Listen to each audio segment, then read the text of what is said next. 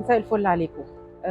في حد بعتالي على الانستجرام بتقول لي انا وخطيبي سيبنا بعض قبل الفرح ب5 ايام، وانا من ساعتها خايفه لما اي حد بيتعلق بيا او اي حد بيعبر لي عن اعجاب وكده بيجي لي بانيك، لان طبعا هي مرت بفتره عصيبه جدا.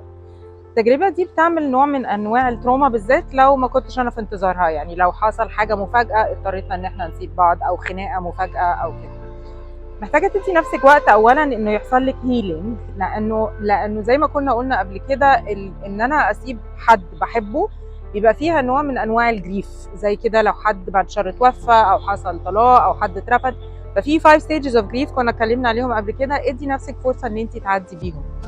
الستيج الخامس من الجريف اللي هو الاكسبتنس، دي الحته اللي انت محتاجه توصلي لها، انه انا هشوف الحاجه الحلوه اللي حصلت من الاكسبيرينس الوحش قوي اللي حصل ده. طيب انا ربنا نجدني من ايه، او انا اتعلمت ايه في الاكسبيرينس ده؟ راجعي نفسك شويه وشوفي ايه اللي انت اتعلمتيه، ايه الدروس المستفاده. مفيش علاقه بتنجح بطرف واحد او بتفشل بطرف واحد.